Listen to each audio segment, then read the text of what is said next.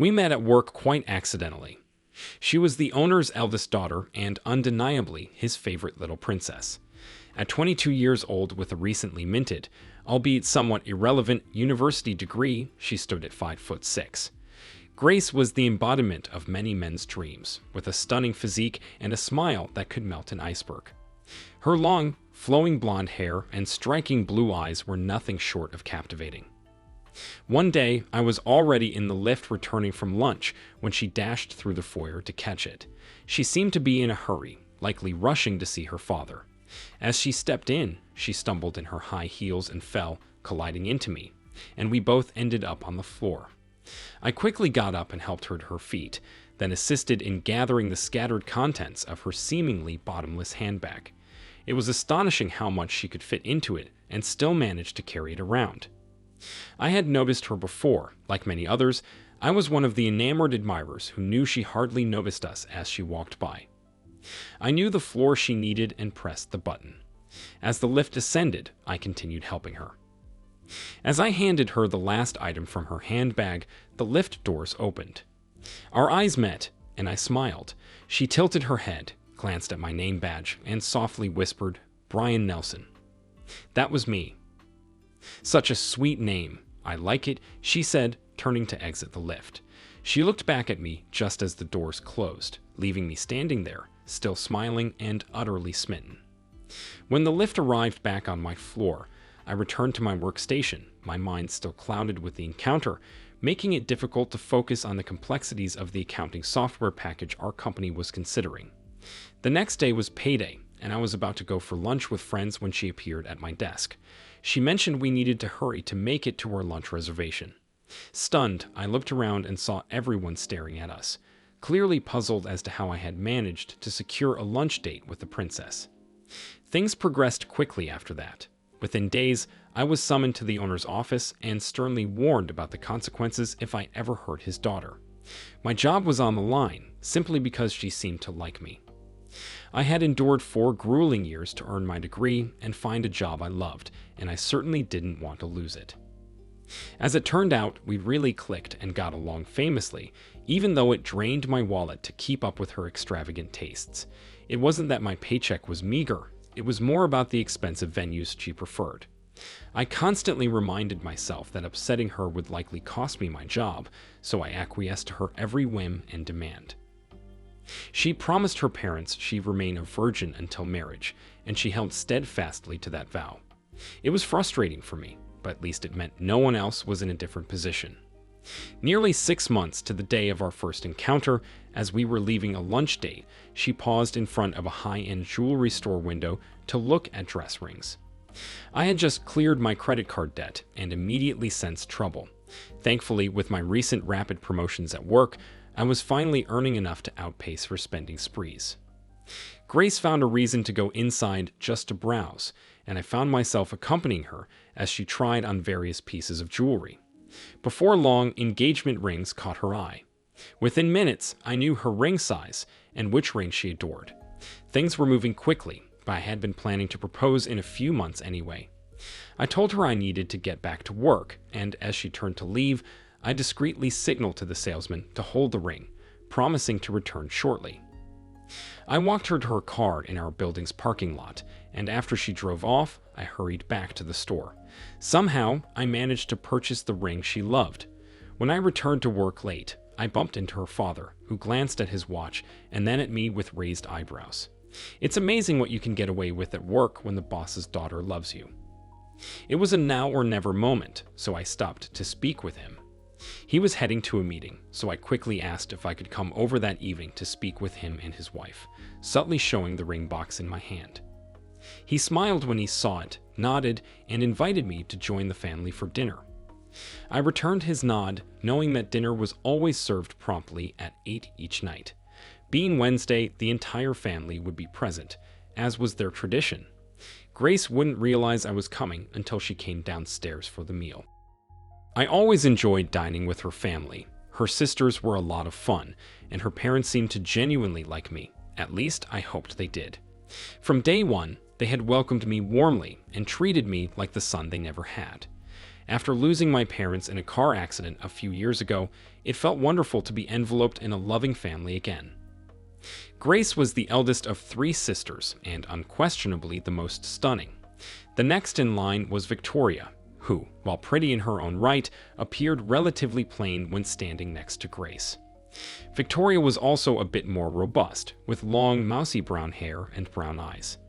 Despite this, her vibrant personality and affectionate nature quickly became apparent. The youngest sister, considerably younger, was most likely an unexpected addition to the family, but showed signs of growing into a beauty like Grace in the future. I genuinely liked Victoria, and soon noticed the extra effort she had to put in to be accepted, unlike Grace. Victoria was studying it at university and eagerly anticipated a future in her father's company, a stark contrast to Grace. If she had a boyfriend, I never heard about him or saw him. Victoria was always around, brimming with questions about the concepts she was learning at school, especially during the times Grace took her sweet time coming downstairs. We got along exceptionally well, often having a great time together, and there were moments I felt I might be more suited to Victoria. But it was far too late to entertain such thoughts. I loved Grace, even if it meant letting her have her way and walk all over me. Grace was taken aback to see me by the dining table, but soon enough, everyone was seated. Her father announced that he had invited me, which added to the pleasant surprise. Dinner was delightful, the wine particularly special, sourced from his private cellar. Once we finished eating, I turned to her father. It was evident that he had clued Grace's mother in on the reason for my visit. She had remained silent but tightly clutched her husband's hand. With a smile, I politely asked for his blessing to marry Grace. The 3 sisters squealed with joy, and her parents shed tears of happiness. Her father warmly granted me permission. I then turned to Grace, retrieved the ring box from my pocket, and proposed. The room erupted in excitement. After dinner, the women huddled together, deliberating over the perfect wedding date, eventually settling on a 6-month wait. I presumed they needed ample time to plan everything meticulously, and during that period, I received another significant promotion. The wedding was orchestrated with military precision, worthy of any general's admiration. The ceremony was flawless, and the reception was fit for royalty. No expense was spared, and the meal was exquisite. Grace was adamant about honeymooning in Hawaii and insisted that we spend our first night as a married couple there.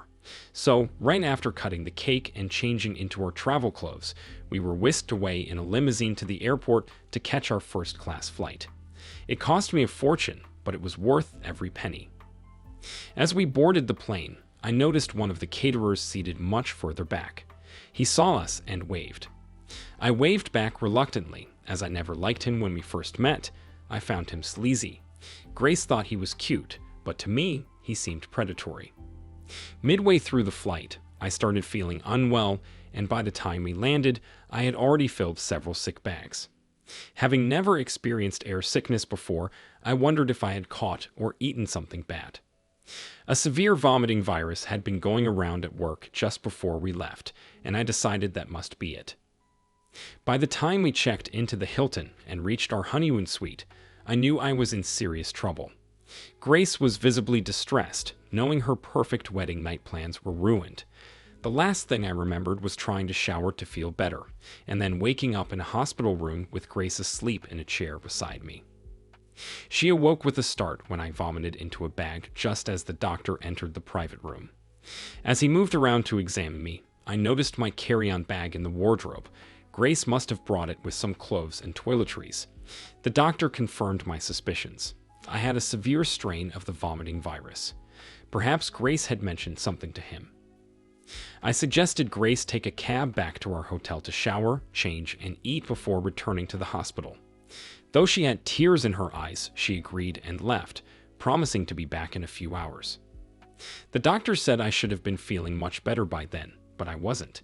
The pain in my stomach was getting worse, and now I was only vomiting bile. My stomach muscles hurt so much that each bout of vomiting felt like torture, bringing me to the brink of tears from the pain. Before meeting Grace, I'd had a similar virus, but this felt different, more like the time I got food poisoning from bad chicken at a local deli. I asked the doctor if it could be food poisoning from the chicken at our wedding, but he informed me that Grace had already called her parents and friends, and no one else had symptoms, making it unlikely. He then reminded me that he was the doctor, subtly suggesting I stick to my field of computers. Grace must have done a lot of talking since my collapse. Grace didn't return that night. She called after a late dinner, saying she was exhausted and would see me the next day. I tried to catch some sleep, but the relentless vomiting kept waking me. I noticed the doctor's concern as he ordered blood tests and analyzed my vomit contents. Just as the results were coming back, I had nearly convinced him that it could be food poisoning. Despite his best efforts and various treatments, nothing seemed to work, and I could see his increasing desperation. He was upfront with me, saying my condition was becoming more critical with each passing day. By afternoon, Grace returned, explaining that her body clock was confused by the time zone differences. Though she was clearly worried, I could sense her growing boredom. As evening approached, she kissed me on the cheek and mentioned she had to get back to the hotel for dinner reservations, so I said goodnight just as another bout of vomiting bile began. That night, sleep eluded me as my condition worsened. Desperate, I bribed a nurse the next morning to get me some baking soda. She didn't question me, easily agreeing after I slipped her a $50 bill, promising to bring it after her lunch break. The doctor seemed even more worried, mentioning that if I didn't improve soon, my body might start shutting down. I longed for Grace's presence, but she hadn't been back since the previous evening. When she finally arrived, she seemed distant, her mind elsewhere. Her visit was brief, and she left without even a kiss goodbye. I heard her asking the doctor how much longer I'd be hospitalized, shaking her head when he mentioned at least another week or more. My bed was near a window, and I wanted to catch a glimpse of Grace as she took a taxi back to our hotel. Straining to see, I watched her walking down the path toward the taxi rank, and then she waved. But something was wrong. She wasn't waving at me or looking in my direction. Instead, she was waving at a man standing near the taxis, waving back. My heart ached with jealousy as I recognized him, the sleazy caterer. The pain intensified as I saw them embrace before getting into a cab together. The emotional agony was worse than anything I had felt so far. I must have been crying or at least had tears in my eyes when the nurse returned with the baking soda. She stared at me blankly and mentioned she had seen them together on her way back from the shops. She looked at me with compassion and said, "She's not worth the pain. If she really cared about you, she'd be here instead of running around with Loverboy. You need to gather evidence while they still think you're confined here." She reached into her pocket, pulling out a card and handing it to me. "This is my brother's card. He's a good private investigator, and his office is just across the street. I'll get him here right away. He's not busy at the moment. Let him find out what's really going on, and then you can decide your next move. Who knows, maybe they're just long-lost cousins." Unable to chase after her, considering I could barely lift my arms, let alone stand, I simply thanked her and managed a weak smile as she called her brother from the phone beside my bed. When she hung up, I asked if she could also bring 3 cups of boiling water, a teaspoon, and some extra bags for me to vomit into. Though she looked at me like I had lost my mind, she complied. Once she returned with the items, I dissolved a teaspoon of baking soda into each cup. While waiting for the water to cool enough to drink, I explained, "I read during some university research years ago about a famous Australian doctor in World War II.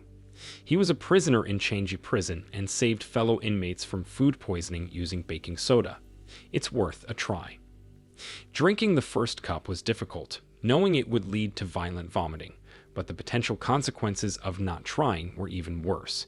As expected, the first cup came right back up. The second cup also made a brief stay in my stomach before returning with gusto. The third cup went down, and the nurse waited expectantly, but no vomiting followed. She asked, puzzled, "What happened? Why haven't you vomited?" I replied with hope, "No more vomiting, and maybe I'll be out of here soon. This has to work. Nothing else has helped. It worked in the Japanese prisoner of war camp, and I'm praying it still works now." She nodded thoughtfully. "Your doctor won't be back for 2 days, so let's see how you do. If your loving wife calls instead of visiting, I'll tell her you're in a bad way and totally bedridden. Maybe the guilt will make her see the light. I had just finished speaking when the nurse's brother walked into my room. We exchanged handshakes, his grip firm and reassuring. Just then, Grace called, informing me that she would be visiting tourist sites and wouldn't be back as we had initially planned. She claimed she would be too tired after dinner. Once she said that, the rest of her words blurred into a stream of meaningless chatter as she listed her plans. I explained to the private investigator what I feared might be happening. We discussed potential strategies to confirm or disprove my suspicions. He seemed optimistic when I revealed that the hotel room was booked in my name. We decided he should immediately install hidden cameras throughout our suite while Grace was out sightseeing. Fortunately, I still had my hotel swipe card in my wallet, allowing him easy access. An hour or so later, he called to inform me that the cameras were installed. Efficient and knowledgeable, he had completed the task quickly. He then stayed at the hotel, secretly filming Grace from a hidden spot as she returned. Shortly after, he called again to report that they had gone to separate rooms to change for dinner. Worried sick about Grace being near that sleaze, I repeatedly tried to call her, but she didn't answer. Eventually, her phone was turned off. Desperate, I attempted to get out of bed, but was too weak and collapsed. I felt a needle prick in my arm, and any resolve to save Grace was lost as I sank into a deep, drug-induced sleep. When I awoke the next morning, all I could think about was my inability to protect her. Perhaps I should have hired someone to ensure that man never got near her in the first place. Struggling, I tried to get up to salvage what was left of my marriage, but I found myself strapped to the bed. My futile attempts led the nurses to sedate me once more. I regained consciousness to find my friendly nurse on duty. She released me from my restraints and cleaned me up. I inquired if Grace had visited, but she checked the visitor's log and saw no sign of her. She did mention that Grace had phoned around lunchtime each of the past 2 days. The doctor finally arrived, surprised to learn that I hadn't vomited again. The nurse explained that I had taken baking soda, a remedy unfamiliar to him. He asked several questions that I couldn't fully answer, except for the crucial detail: I hadn't vomited since. He insisted I remain a few days longer to regain my strength, warning that if I tried to leave too soon, I would be restrained due to my current weakness. I confided in my nurse that I still felt compelled to rescue my bride, but her eyes betrayed a sorrowful truth even before she spoke. When she informed me that her brother had undeniable evidence of Grace's infidelity, my world shattered. Her lover had moved into our room, and their affair had been relentless. It was too late. She held me as I cried on her shoulder, my marriage ending in heartbreak before it had truly begun. Despite this, the nurse made a note on my file at reception indicating that there was no change in my condition, and I remained sedated. Gradually, I began regaining strength, subsisting on small amounts of steamed rice and dry toast. The final lab tests confirmed that the chicken I had eaten was contaminated with a rare, man-made strain of botulism developed years ago for germ warfare in my home state. My doctor informed me that the police and other relevant agencies in my home state had been notified and were awaiting my return for further investigation. As I slowly regained my strength, I resolved to put my life back in order. Grace had stopped visiting altogether and no longer called after learning that I would be discharged in time for our flight home. Despite my attempts to reach her by phone and even leaving messages at the hotel reception, there was no response. I missed her deeply, and the nurses, now aware of my situation, showed me tremendous care and empathy. One day, a close coworker of my friendly nurse, another nurse, visited me. She mentioned that her father was a divorce lawyer in my hometown and called him while she was with me. She explained that I was a good friend who had been poisoned at my wedding, with the perpetrator effectively stealing my bride. It seemed Grace no longer cared for me, and I wanted a divorce. I interrupted her to mention that we had signed a prenuptial agreement stipulating that if infidelity were proven, the unfaithful party would leave with little more than their personal belongings, a harsh but protective measure insisted upon by her father to safeguard family interests. Grace had agreed to the terms. Although I didn't have a copy with me, I promised to send one as soon as I returned home. I could almost sense a smile on the other end of the line. My private investigator visited to provide his regular briefing and informed me that he had sent copies of the recorded evidence to my lawyer. Noticing his dismay, I asked if there was a problem. His response gave me pause. "Since you're still hospitalized, I sent everything to your lawyer and asked him to pay particular attention to some of it. When I mentioned I was coming to see you, he asked me to inform you that he's ready and waiting." I reviewed the recordings before sending them in. It's something I dread because it often seals the fate of marriages. Honestly, I regret not paying closer attention that first night. He drugged her. You know that, right? I can't believe I missed it at the time. If I had noticed, I would have intervened. By the way she was flirting, I thought they had already slept together. This was confirmed when I watched him call his brother, boasting about how well their plan worked. In the recording, he bragged that the substance they used on your chicken had been effective, and they planned to get more from their cousin at the lab. They think the doctors are clueless, and they intend to use it again on another couple soon, this time for his brother's benefit. Grace became vulnerable after he drugged her during what he convinced her was just a dinner. Shamelessly, he even gloated about taking her virginity. "I'm really sorry." He only drugged her that once. Here's a separate DVD with his admission of poisoning you. You can pass it to the police, or I can send it for you. My sister said the police already have the medical and lab results. They're waiting for your statement and this recorded confession to arrest and charge him and his brother. When they find their cousin mentioned in the call, he'll also be arrested, unless the feds grab him first. I informed your lawyer about the poisoning. He's preparing to sue the catering company for the tainted food, not that it'll save your marriage. He's also drafted the divorce papers for you to sign when you get home. If you're thinking of forgiving her, you should know they plan to continue seeing each other. She told him she wouldn't leave you because she still loves you, plus he's married, and his wife's family owns the catering company. He'll likely discard Grace when he loses interest. Your wife intended to get pregnant during your honeymoon to meet a condition in her grandmother's will that would grant her a fortune. It gets worse. They talked about the possibility of her already being pregnant and you raising his child. I know I'm trying to help, but every update seems to bring more pain. Believe me, I wouldn't say this if I doubted any of it. It's gut-wrenching. On top of everything, he's wearing your clothes now. Grace suggested it to improve his image. All I could do was shake my head, realizing I'd never wear those clothes again, just as I'd never touch Grace again. Regaining some strength more quickly than expected, I thanked everyone for their support and assistance and discharged myself from the hospital. I booked the first available flight home and took a taxi to the airport. No one was there to meet me when I arrived. No one was expecting me, especially not without my beautiful bride. Without Grace and her family, I felt utterly alone. Having already moved my belongings into the mansion Grace's parents had given us as a wedding present, I headed there. On the way home, if I could even call it that, I phoned my lawyer and asked him to come over in the morning so I could sign all the necessary papers.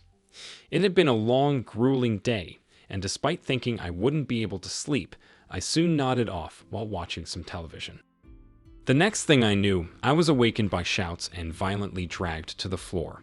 I was kicked and punched as I curled up, trying to shield myself. They handcuffed me, read me my rights, and told me I was being charged with several offenses. I couldn't believe it. I had done nothing wrong. I was just sleeping in my house. They accused me of breaking and entering, trespassing, and mentioned additional theft charges once they figured out what I had allegedly stolen.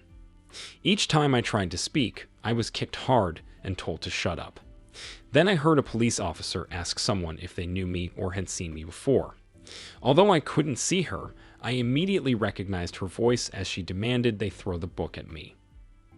Simultaneously, I heard another familiar voice at the door asking to come in. I was kicked again, and then two policemen roughly pulled me to my feet. I heard Victoria gasp, followed by my lawyer's explosive rage as he berated the officers. "He's the owner, you damned morons," he screamed. "I'll have all your badge numbers. You're all in deep shit. Why have you cuffed and assaulted him?" Victoria was crying and ran toward me. The police let me go, and I collapsed to the floor, still in agony from the numerous kicks. There was a deathly silence as I heard my lawyer on the phone demanding to speak with the police commissioner. Mutters and curses filled the room as my handcuffs were removed far more gently than they had been applied. When they attempted to pick me up again, I screamed in pain, feeling my ribs throbbing. Victoria was hysterically shouting for them not to hurt me as I begged everyone to leave me alone.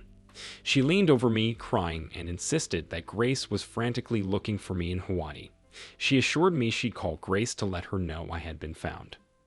I felt incredibly faint, likely from the kick to my head, but managed to grasp Victoria's arm, pleading with her not to tell anyone I was back. I instructed her to watch the DVD in front of the television and to speak with my lawyer for any explanations. Before I could finish, everything faded to black yet again. Half conscious, I heard the beeping sounds of medical equipment around me. I prayed it was all just a horrible nightmare, and that I still had my honeymoon ahead. Was it Grace holding my hand so gently?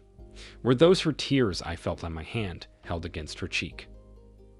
Slowly, I opened my eyes, struggling to adjust to the bright fluorescent lights above. I could already feel bandages around my chest from where I'd been repeatedly kicked. As my senses returned, I heard someone whispering beside me, "I'm so sorry, Brian. Please forgive me for what I've done. This shouldn't have happened. Brian, my God, what have I done?" I began to remember the worst 2 weeks of my life and wondered if my loving wife had finally found me and was now begging for forgiveness. Wait, something was off.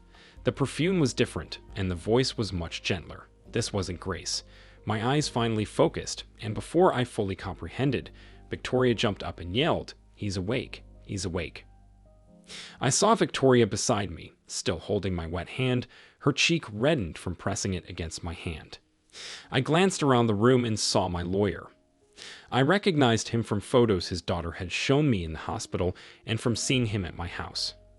A heavy sigh escaped me as I recalled the excruciating pain I'd woken to, although I had no idea how long ago.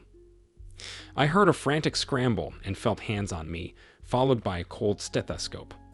Someone pried open my eyelids and shone a blinding light into my eyes.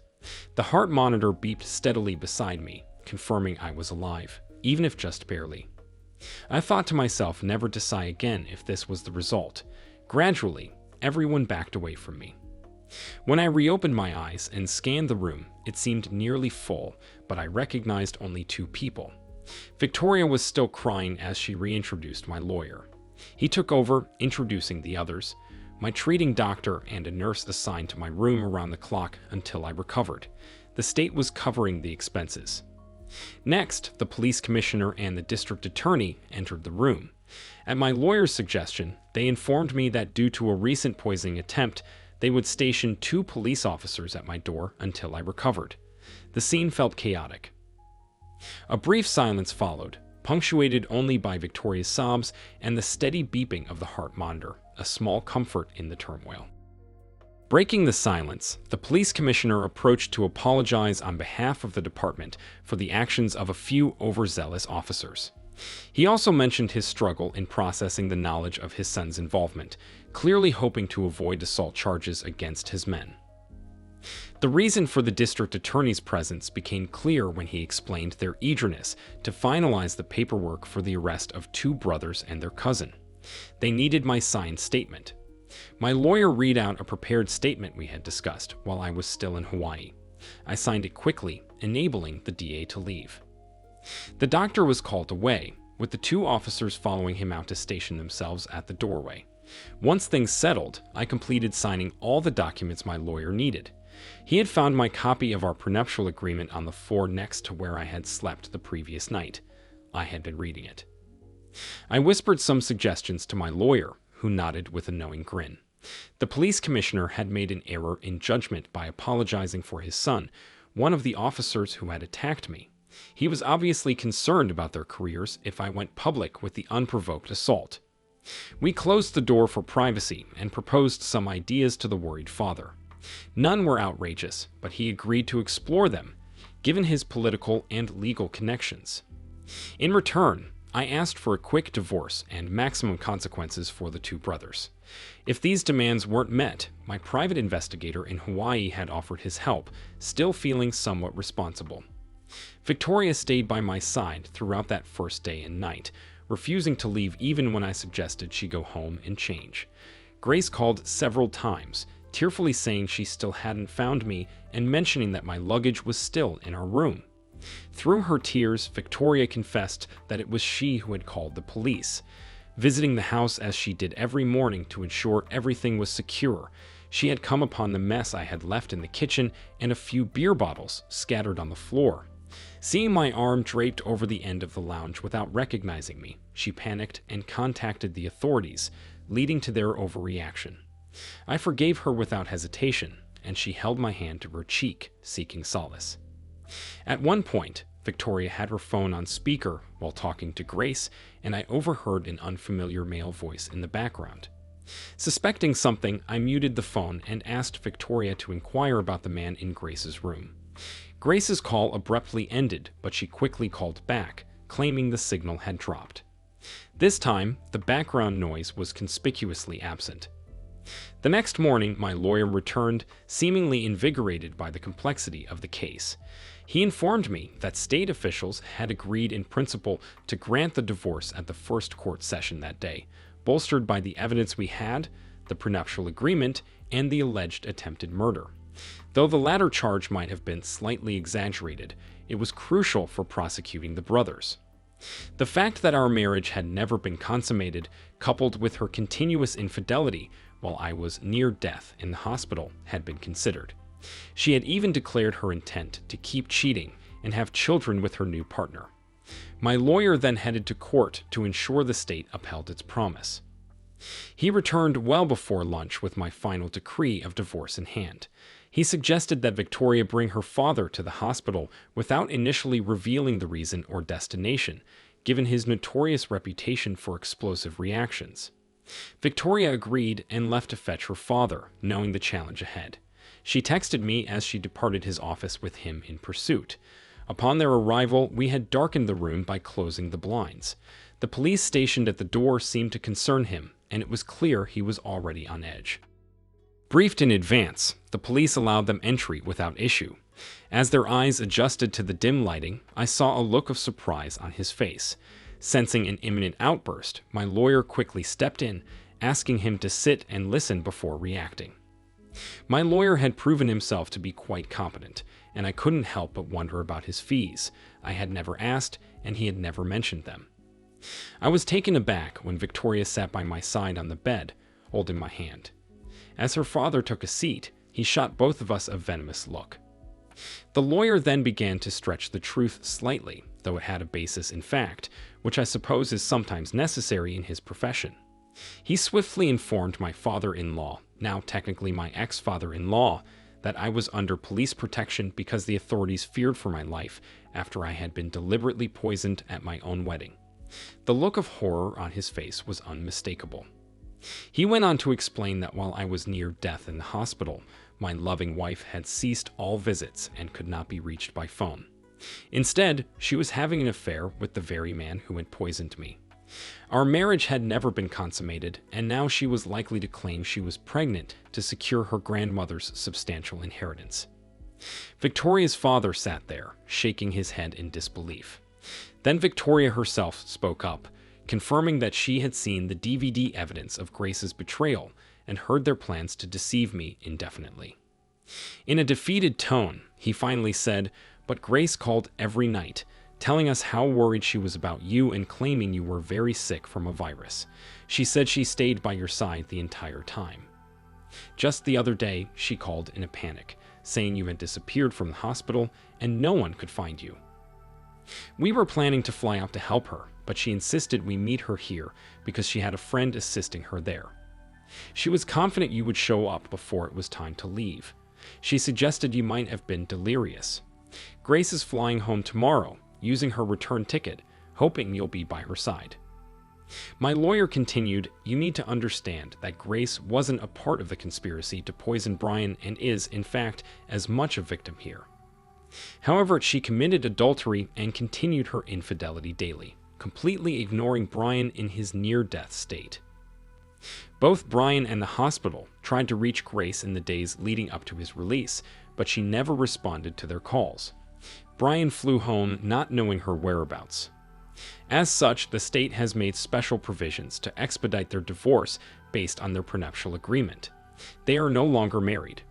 Here is some of the photographic evidence, complete with date and timestamps, showing that her behavior was not a one-time occurrence. I suggest you refrain from looking at them. My ex-father-in-law gazed at me with a look of profound sadness that I'll never forget. Then, tilting his head in the same way Grace used to, he eyed Victoria holding my hand. "Are you too?"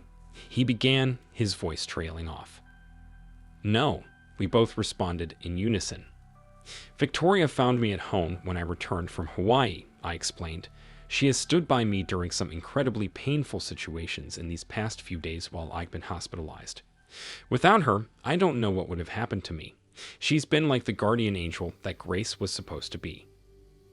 Turning to Victoria, he said, "Victoria, I have a big favor to ask. Honey, can you stay close to Brian and take care of him for us? Our family owes him so much for what your sister has done. I'm not sure we'll ever come to terms with her total disrespect and deceit. I'll need to talk to your mother and prepare her so she doesn't collapse when she finds out what's happened and what Grace will face when she gets home." I interjected, "Please let Grace stay with you at your house. There's a court order forbidding her from coming near me because of her association with the caterer while I was sick. Remember, she was drugged at the start and then taken advantage of. I'm so sorry, but because of her actions and outright infidelity, I can never stay married to her. If it had only been that one time with that dirtbag when he drugged her, I might have been able to forgive her somehow. But over the past couple of weeks, she has completely shattered my trust in her. I'll never forget how much I loved her." As they continued discussing the situation, a nurse came in and injected something into my IV, and I must have drifted off to sleep. When I awoke, it was morning. The others were gone, of course, but Victoria was still beside me, sleeping peacefully in a large old armchair someone had found for her. We had quite a bit of time before Grace's plane arrived, so I let Victoria sleep. I had a feeling she had been awake late into the night, keeping an eye on me, ready to help any time I twitched or moved slightly. The police commissioner arranged for us to be present when the scoundrel was arrested, which also meant we'd be there when Grace was served her papers. The commissioner's driver picked us up and dropped us at the main entrance, where we were met by the head of airport security, his cousin. With Victoria supporting me slightly, we walked in and were escorted to the mezzanine floor to wait for the proceedings. Oddly, after all the times I had been there over the years, I had never noticed the mezzanine floor before. The mezzanine area blended seamlessly with the building's design and served as a security feature introduced after 9/11 events. While the glass appeared mirrored to the general public below, it was in fact one-way mirrored glass installed on sliding tracks. This setup allowed for discreet surveillance, ensuring the public was monitored without their knowledge. As we waited, we were given a brief tour of the area. However, by the end, I was exhausted and had to be pushed in a wheelchair. Clearly, I wasn't as recovered as I had thought, and I was certain that the beating from the police hadn't helped my condition. From our vantage point, we watched as Grace's parents entered the terminal and waited quietly in the arrivals lounge. Victoria went down to greet them and spent a few moments explaining that Grace would be served her divorce papers as soon as she arrived in the lounge. She also informed them that I was watching from above in a wheelchair. When Grace's mother put her hand to her mouth, I couldn't be sure which part of the conversation had prompted her reaction, but I suspected it was my being in a wheelchair, as she probably already knew about the divorce papers. Soon, the moment arrived, and Victoria rejoined me. We watched as Grace and her lover emerged from the plane tunnel, their expressions carefree. Before entering public view, they embraced, kissed, and shared a quick goodbye. Seconds later, police officers descended upon him. Foolishly, he attempted to resist, leading to him being tasered, cuffed, and dragged away, kicking and screaming that he had done nothing wrong. Grace looked on in horror. A much less confident Grace made her way to the arrivals lounge to collect her luggage. My private investigator in Hawaii had already informed me that she had left my suitcase at the hotel reception. By this point, I expected no less after 2 weeks of her spending time with her lover. She even allowed him to take whatever clothes he wanted, including my favorite shirt. As she entered the lounge, she spotted her mother waving and made her way towards them. Just before reaching her parents, a well-dressed woman stepped in front of her. I turned on my small receiver to listen in on the conversation. We heard the woman ask if she was Grace Nelson, to which Grace nodded and confirmed. The questioning tone in Grace's voice made it clear she had no idea what was about to happen. Grace's mother and father, fully aware of what was unfolding, held each other for support. It was a terrible ordeal for any close-knit family, even in this day and age. The server continued, "Grace Nelson, you have been served with the final decree of divorce, confirming the dissolution of your marriage on the grounds of infidelity. The state has granted Brian Nelson's request for a divorce and, based on your signed prenup, has awarded him all joint property and bank accounts, except for $10,000, your clothing, and your vehicle. The court's decision is final and irrevocable. Good day." This was the final chapter of what remained of my marriage. Despite everything Grace had done, tears welled up in my eyes as she opened the envelope, clearly still uncertain about the gravity of what she had just been told. I bit my bottom lip, and Victoria squeezed my hand as I stood up and we opened the window in front of us. The movement caught her father's attention, and soon both her parents looked up at us. As I wiped away my tears, I heard Grace cry out in anguish, finally grasping the reality of the situation. She looked at her parents for support, but seeing that they were focused on us, she followed their gaze and saw Victoria and me standing together. Then she collapsed. Terminal staff quickly attended to Grace and transported her on a stretcher to a nearby room to recover. Victoria, still caring for her sister's well-being, wanted to ensure she was all right. Wheeling me to where Grace was resting, we found her parents by her side as she cried and pleaded with them, claiming she didn't deserve what was happening. Victoria entered the room, coldly welcoming Grace home and telling her they would catch up later. Just as she was about to leave, Victoria turned back to Grace and said, "Your lover was the one who poisoned Brian. He almost died while you betrayed him every day." She kissed her parents on their cheeks and left the room with me. As Victoria pushed my wheelchair past the door, I saw Grace watching us, and then we heard her scream out, "Brian, please come back." "I didn't know. Please, I still love you. Brian, please." Her father restrained her to prevent her from chasing after us. Victoria stayed by my bedside, leaving only for brief moments. I remained in the hospital for another week until I was finally released. Before leaving, I was informed that the brothers and their cousin had not been granted bail at their hearing. As for the man who had been with Grace, he received his divorce papers while awaiting trial. My lawyer had met with his wife and provided enough evidence for her to initiate her own divorce proceedings. Their insurance company opted to settle quickly, preferring that over facing a potentially larger payout mandated by a court decision. Back at my house, Victoria took care of me as I gradually regained my weight and health over the following months. It became evident that my initial thoughts before marriage were correct. Victoria and I were much more compatible. Unlike her sister, Victoria made no demands and was content to sit with me and watch a movie or spend time gazing at the stars together. Grace had always insisted on going out to fancy restaurants or nightclubs. While still caring for me, Victoria returned to university but continued to stay with me every night. She no longer needed to go home for more clothing, since all her things were now kept in my guest room. She also maintained her routine of attending the obligatory Wednesday night dinners at home every week. Despite being granted as much sick leave as necessary, I returned to work as soon as I received medical clearance. When I walked into the office, there was a hushed silence. The atmosphere quickly normalized, though no one knew quite what to say to me. They were aware of the situation through office gossip, and my brief marriage became a taboo topic, I suspect out of fear of job repercussions. Before lunch, I received a phone call summoning me to a meeting with my ex-father-in-law. Although I was still treated like family, I hadn't been invited back to their house, likely because Grace was living there. I half expected to be terminated, assuming they no longer wanted me. Surprisingly, instead of the termination I anticipated, I was invited to dinner. It was Wednesday after all. I reminded him that the restraining order on Grace was still active, and he informed me that she had been admitted to a private clinic for treatment of depression caused by her actions and the resulting life upheavals. She had even suffered a miscarriage and lost her baby. Dinner that night started somewhat strained, with Victoria sitting next to me in place of Grace.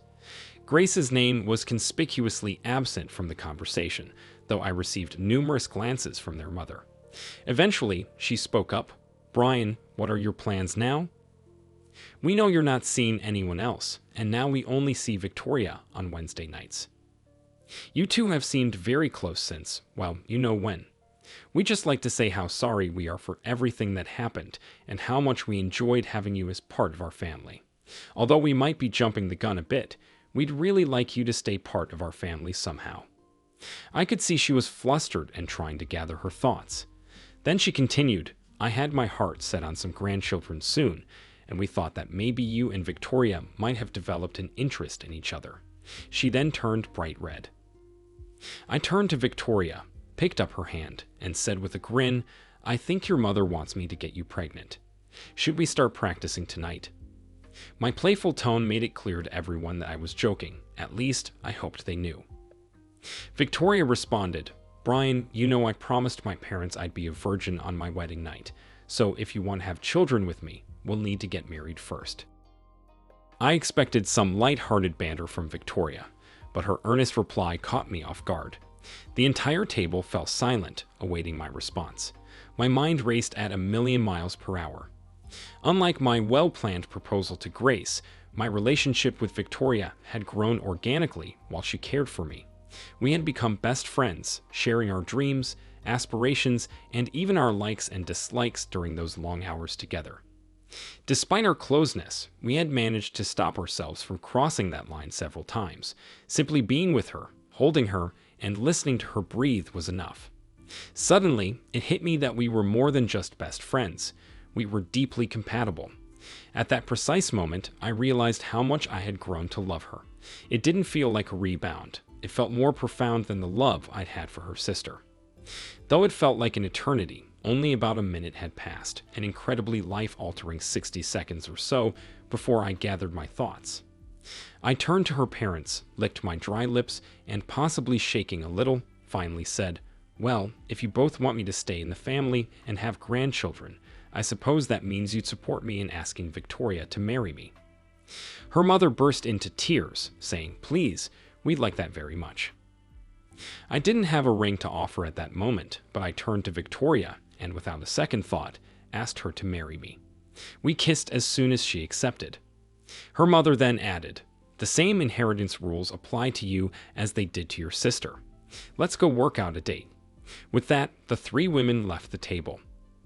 Her father, seeing my puzzled expression, began to stand, likely to avoid the inevitable questions he knew were coming. I stood as well and followed him out onto the veranda. I've heard about this inheritance before and have wondered if it had anything to do with why Grace betrayed me so easily. I knew she was keen to get pregnant during our honeymoon. In fact, we often joked about it. While we're on the topic of difficult questions, sometimes I felt like she chose me as her husband for that very reason. Is there any truth to this? He remained silent, so I continued, "I know she said she loved me, but in the end, I have to wonder if I was just a means to an end.